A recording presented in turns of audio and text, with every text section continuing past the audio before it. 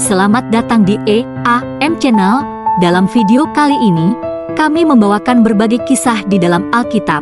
Sebelumnya, mohon bantu channel ini untuk berkembang dengan cara subscribe, like, dan aktifkan notif agar Anda mendapat info tentang video terbaru dari channel kami.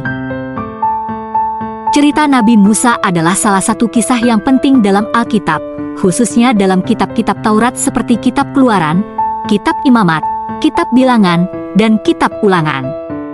Berikut adalah ringkasan dari cerita Nabi Musa dalam Alkitab. Nabi Musa lahir di Mesir pada masa di mana orang Israel menjadi budak bagi bangsa Mesir.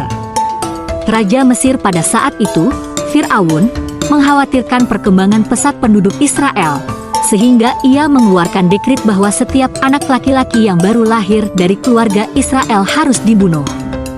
Namun, ibu Musa menyembunyikan bayinya dengan meletakkannya dalam sebuah bakul dan melemparkannya ke sungai Nil.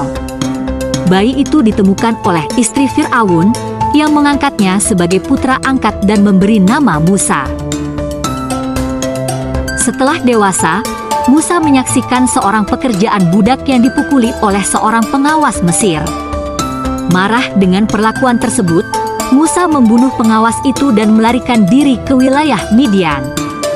Di sana, ia bertemu dengan keluarga Jethro dan menikahi putri Jethro bernama Zipporah.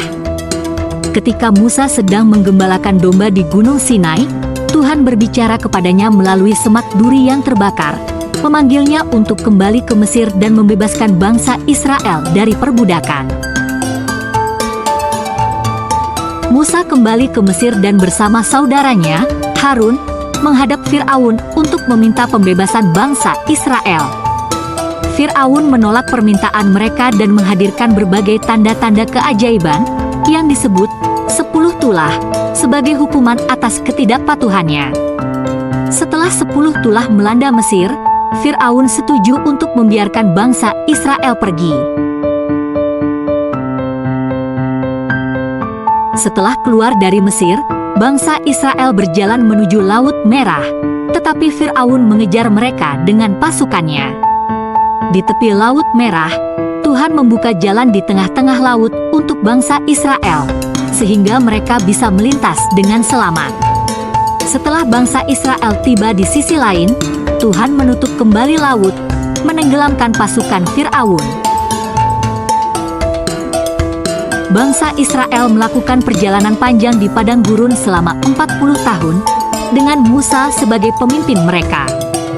Selama perjalanan ini, Tuhan memberikan Taurat kepada Musa di atas Gunung Sinai, termasuk 10 perintah Allah. Meskipun Musa telah membimbing bangsa Israel dengan penuh kesetiaan, ia tidak diizinkan masuk ke tanah Kanaan yang dijanjikan oleh Tuhan. Musa meninggal di Gunung Nebo, dan Tuhan menunjukkan tanah Kanaan yang indah itu kepadanya sebelum mengembalikan jiwanya. Cerita Nabi Musa dalam Alkitab adalah kisah tentang pemimpin yang penuh kesetiaan, perjuangan untuk kebebasan, dan hubungan dekat dengan Tuhan. Musa dikenang sebagai salah satu nabi besar dalam tradisi agama Yahudi dan Kristen yang membawa pesan-pesan Tuhan kepada umat manusia. Sekian untuk cerita Alkitab kali ini. Semoga video ini dapat membantu kita, khususnya anak-anak Tuhan, untuk dapat memahami berbagai kisah di dalam Alkitab. Tetap dukung channel ini dan nantikan berbagai kisah dari Alkitab lainnya. Terima kasih sudah menyaksikan.